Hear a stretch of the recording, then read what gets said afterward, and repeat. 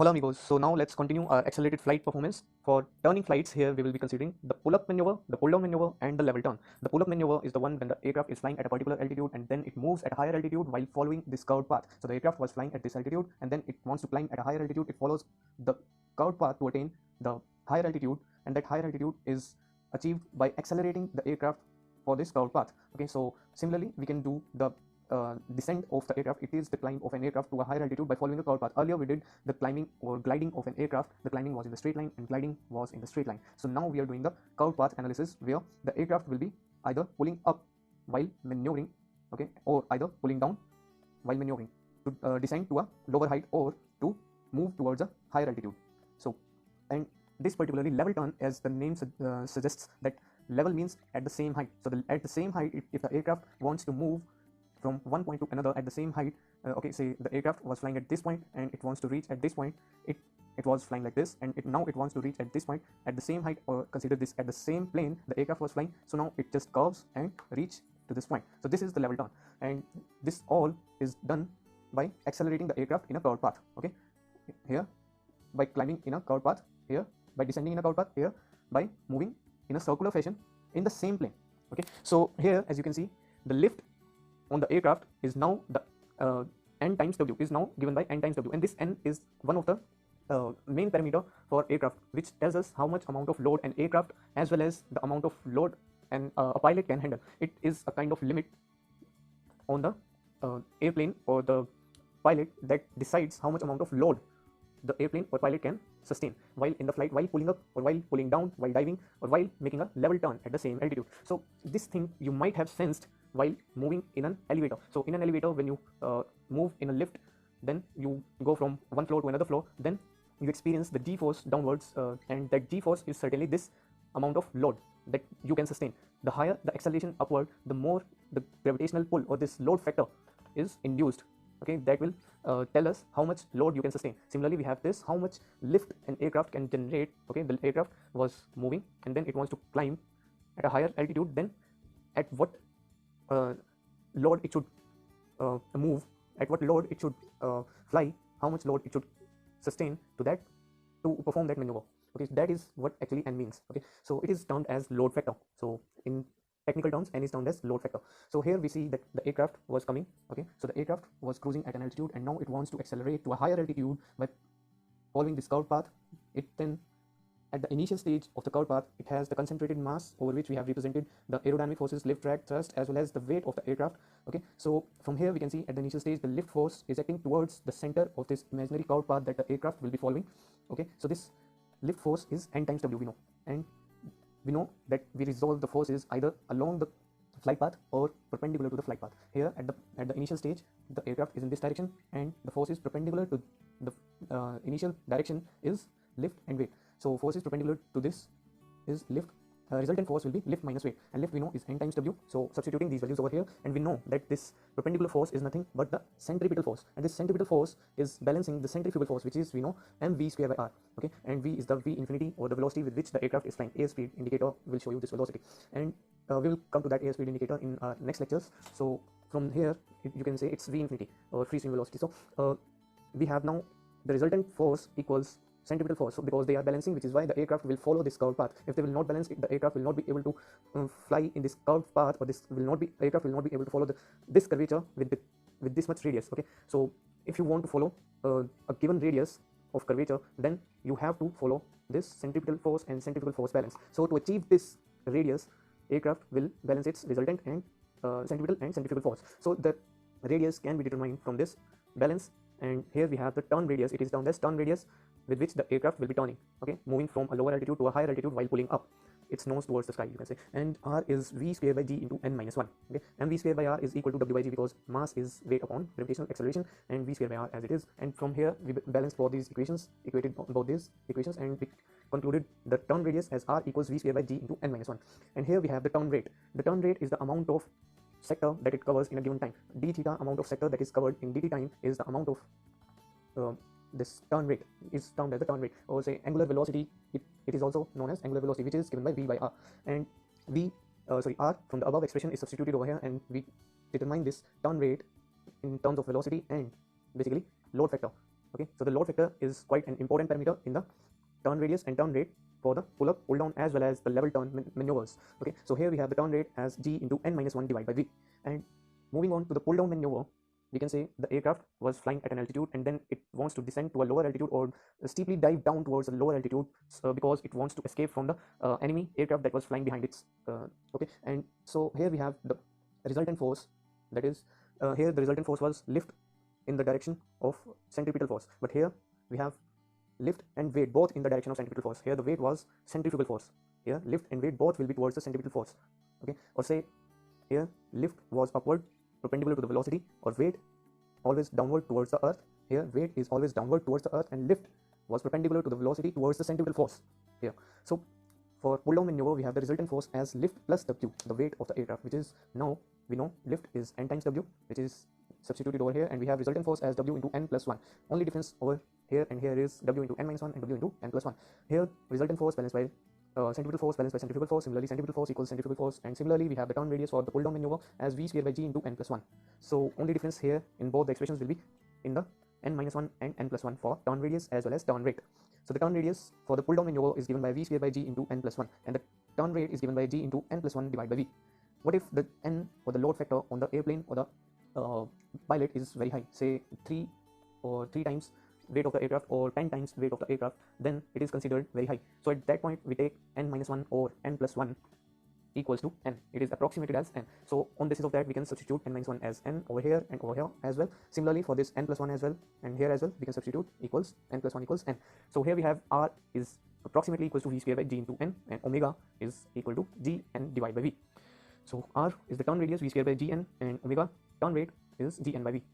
So before moving on to the level turn, I first would like to say that in the transition distance, in the takeoff performance, we were studying the transition distance STR, in which I've said the turn radius or value of R will be determined in the next lecture, and this is the amount of radius that is required for the transition distance to travel while taking off. Okay, that also is given by this turn radius for calculation of the transition distance. And one more important thing, or as an example, you can say that if you have ever watched Red Bull Air Race, then you can see the parameters that aircraft pilot or the pilot team sees on their television, that how much load factor the aircraft or the pilot is experiencing, or how much g-force the airplane or the pilot is experiencing is seen in those Red Bull Air Race performance. You can watch those videos. So now let's move on to the level turn. We have over here the aircraft is moving. Consider this as a plane in which the aircraft is flying, and it is horizontal plane only. Here both the motion was only restricted to the vertical plane only. Okay, so the aircraft was pulling up from a given height to a higher altitude and pulling down from a given height to a lower altitude in a vertical plane only, and here the aircraft is turning in the horizontal plane only. Or say the plane you are seeing, the airplane is flying in that plane only. It is xy plane, as you can see. So in that plane, if the aircraft is making a turn, okay, so the aircraft is flying and it's making a turn, it is following a complete circle, then the amount of lift which was perpendicular to the flight path, okay, so the aircraft is now having the wing which is experiencing the lift force. Okay, the wings have to be tilted. Okay, so the aircraft which was moving with the lift pointing upwards is making a turn towards right, and its lift is getting tilted, as you can see, because the force is always perpendicular to the flight path.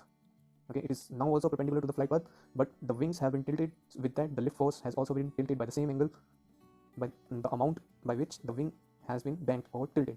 It is similar to the amount of tilt you make while making a turn. Okay, while you are riding on a bike, you have to make a turn, then you tilt your bike, and you then experience centripetal and centrifugal force in the same plane. On the same plane you are experiencing the centripetal and centrifugal force. So here if you see the aircraft you are seeing is perpendicular to this plane, or you can say that you are seeing airplane from the back side. Okay, and the lift force, as you can see, is bent because the wings have been bent. The lift force, the wings were level, let's say the lift force was perpendicular. Okay, but as soon as the lift has bent, because the aircraft is now making a turn, right turn, by following this much distance r radius from the center, the lift force which was upward perpendicular is now bent by an angle phi because of the wings which have been tilted by an angle phi. The wings were in the same horizontal plane with lift perpendicular to those horizontal plane. Okay, but the horizontal plane of the wing is now tilted by an angle phi, so the lift force is now tilted by an angle phi, which you are seeing over here. But the weight acting on the airplane is always acting downwards, so the force, resultant force, is the centripetal force, which over here, as you have seen in terms of lift and weight, is now given by this vector triangle over here. So the lift force, this vector is shown as slant height over here, parallel to this, and this perpendicular is this perpendicular is the weight that is shifted over here. Okay, this weight is shifted over here, vector, and this resultant force towards the center around which the aircraft is revolving while making a level turn, okay, is given by Fr. This resultant force is given by Fr. So this resultant force will be L square minus W square whole under root, which is given over here. And about this, we know that forces are always resolved either perpendicular to flight path or along the flight path. So perpendicular to flight path, we have forces in the vertical direction. So the flight path for a circular level turn, we have the forces perpendicular to the flight path are lift and weight of the aircraft. So the lift force is now tilted. Okay, so weight is downward, and as we know, perpendicular to the flight path, only weight is here. So the lift force has to be resolved perpendicular to flight path. So lift L cos phi will be the force in the direction of perpendicular to the flight path. Okay, this is the flight path. This horizontal plane is the flight path, that is the turn or say curved path is the path that an aircraft is following, and this path perpendicular to that path are the forces that are perpendicular to the flight path. Okay, so perpendicular to the flight path are the forces, that is weight acting downward and component of lift acting upward. Okay, so component of lift is acting upward and weight is acting downward. So L cos phi, if you see, is the component which is balancing the weight, which means if you see that weight is less than the lift in the level turn. Okay, so and from this resultant force we have L square minus W square under root, and lift we know is N times W, which has been substituted over here. And similarly, like this balancing of centripetal and centrifugal force, we have centripetal force and centrifugal force to maintain the curved path so of a given radius r. So we are balancing this centripetal force and centrifugal force, both have been balanced to determine the amount of radius it has to maintain while following this level turn, given by r equals v square by g times under root n square minus 1. And similarly, we can determine the turn rate or angular velocity. So angular velocity is given by v by r or d theta by dt, and value of r is substituted over here, and we get the turn rate or angular velocity omega as g times under root n square minus 1 divided by v. And now we know that velocity square is equal to 2l divided by rho SCL, because we know lift is half rho v square SCL from the aerodynamic relations, and lift we now know is n times w. So we are going to use these parameters in order to determine the turn radius in terms of aerodynamic parameters like CL and this performance parameter mainly, which is W by S. It is known as the wing loading, amount of weight acting on the unit span, amount of weight of aircraft that is sustained by the unit span. Okay, this is an important performance or design parameter, okay, which is used in the performance of the aircraft to determine the radius, turn radius of the aircraft while maneuvering. So the turn radius is given by v square by gn. Okay, it is given by v square by gn, and v square value is substituted over here, and L is n times w, so the value of n is substituted as L by w. L cancels out, and we get the value of turn radius as 2 times w by s, okay, divided by rho g cl. Okay, so similarly we have the turn rate or angular velocity equals g n by v. It is for high load factor, so turn rate is g n by v, and value of v is substituted from here. We have v equals under root 2l divided by rho SCL. So if you see clearly that turn radius is only dependent upon the load factor n. Okay, but over here if you see the turn rate is depends upon the load factor n as well as the lift coefficient CL. Okay, this W by S wing loading factor is also an important parameter. As you can see, if the wing loading is very high, that is amount of weight acting on a unit area of the wing, okay, amount of weight acting on unit area is very high, then the turn radius will be very high. Let's say this is the wing of an aircraft, this is the fuselage, okay, and this is the wing. So this wing has some unit surface, okay, this whole is the surface S, as you are seeing from the top is the surface S. So the unit S is sustaining some weight W of the aircraft, that is W by S, and the amount of weight the wing is sustaining will basically limit the amount of turn radius the aircraft can achieve.